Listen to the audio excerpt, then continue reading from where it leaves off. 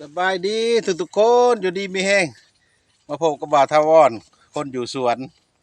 มื้อนี้มาพร้อมกับทีมงานอีกมื้อนี้ ลูกสสาวบายดีผู้ขาสื่อนางหญิงลีลูกพอวอนสบายดีซื้อจังไดเท้ากินนี้ลูกไผ ลูกพอวอน โอ้ มาพร้อมทีมงานพี่น้องพาไปเลาะเบิ่งหักหญ้าพื้นเมืองลาวเฮาพื้นเมืองโบราณเฮา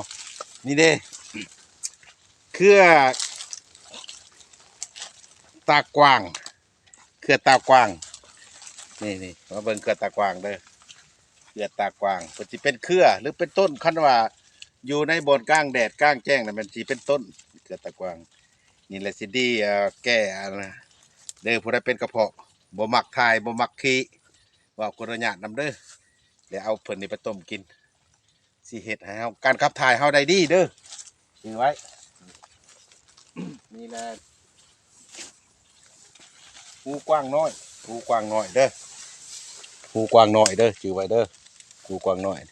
บำรุงเลือดบำรุงกำลังตัวนี้ถือไว้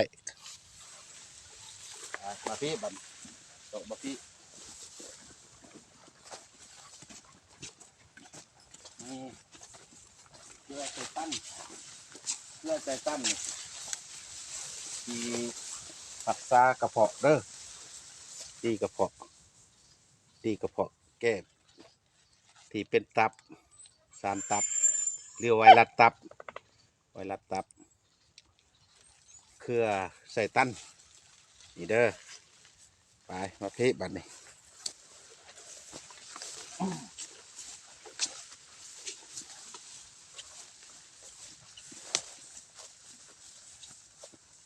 บนดูกใสดูกหินดูกหินกำลังจะเป็นหมากดูกหินเด้อนี่เด้อดูกหินสีแก้กัมมะโรคพวกที่เป็นโรคผิวหนังเด้อมะเร็งต่างๆนี้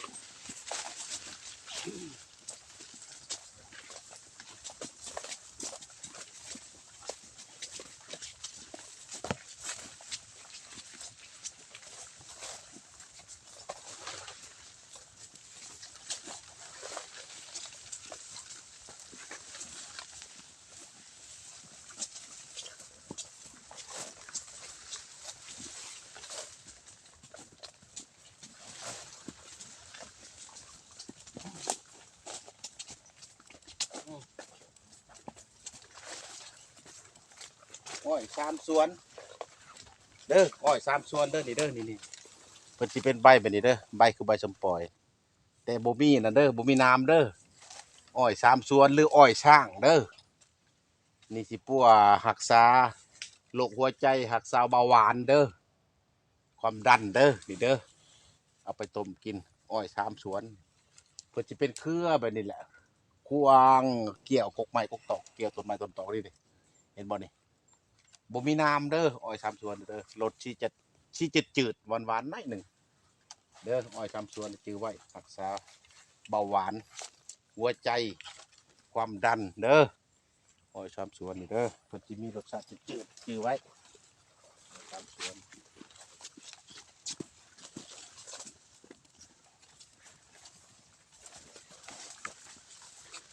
โบกเบกเครือโบกเบกเพิ่นสิเป็นดอกขาวๆเป็นเจี้ยดอกๆเพิ่นเด้อเครือโบกเบกนี่สิล้างสารพิษเด้อโบกเบกนี่เด้อรสที่จืดๆรสชาติเพิ่นสิจืดๆเด้อเครือโบกเบกเด้อสิเป็นเครือแบบนี้บ่มีน้ำเด้อบ่มีน้ำได้เบิ่งคือสิคือมีน้ำแต่ว่าบ่มีน้ำเด้อเครือโบกเบกเด้อเพิ่นสิเป็นเหลี่ยมเครือเพิ่นนี่เป็นเหลี่ยมเด้อ ถือไว้นี่ที่ไรล้างสารพิษในห่างกายเด้อผู้ใดเป็นกระเพาะเด้อผู้ใดเป็นความดันเอาเพิ่นมาต้มกินเด้อนี่แหละคือโบเบะถือไว้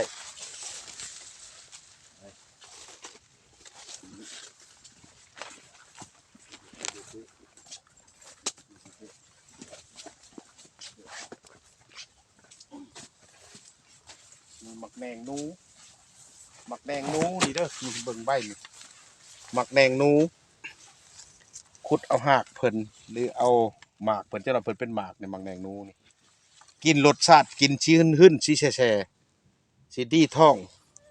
เด้อดีท้องแก้ท้องผูกท้องยืง